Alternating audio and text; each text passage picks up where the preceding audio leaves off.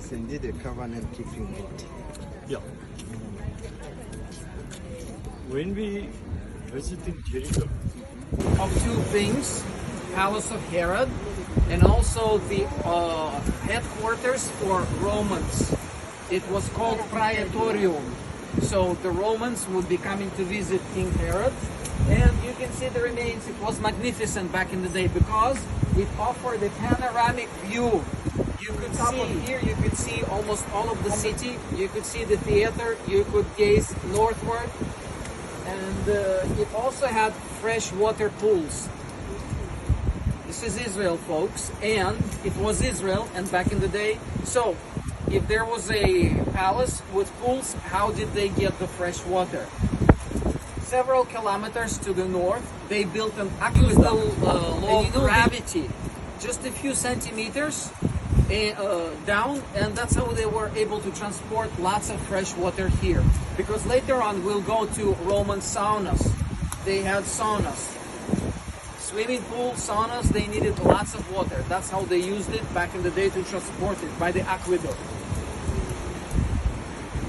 Yalla. but the last one is And these are the sayings.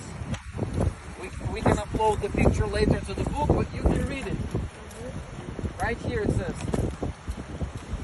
Pontius, marks of the name. Pontius, Tiberium, see?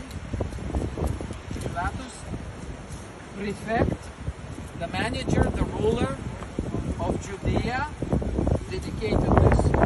So when they found it and excavated it here, it revolutionized the word of the Bible and archaeology.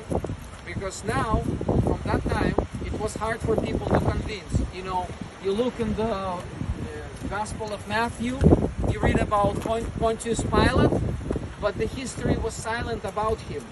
Was he really fake man? Was he a part of some kind of a dream, or was he invented by someone? That's what people were accusing believers of. But afterwards, when they found the stone with the inscription, it was as plain as the daylight. He really existed. He really did what the Bible talks about. The Gospel of Matthew, presiding over the trial of Jesus. We'll be visiting this place in Jerusalem, but take a picture of it. When you go back home, you'll have something to remember.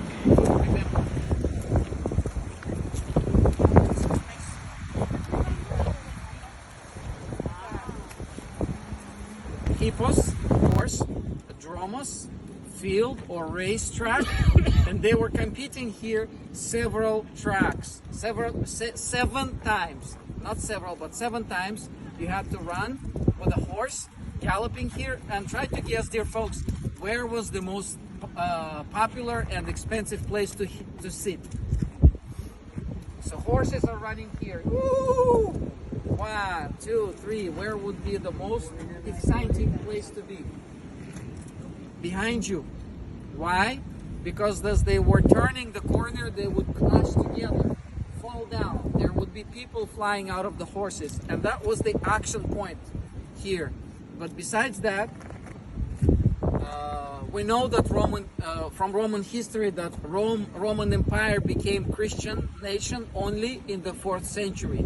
Edict of Milan, 313.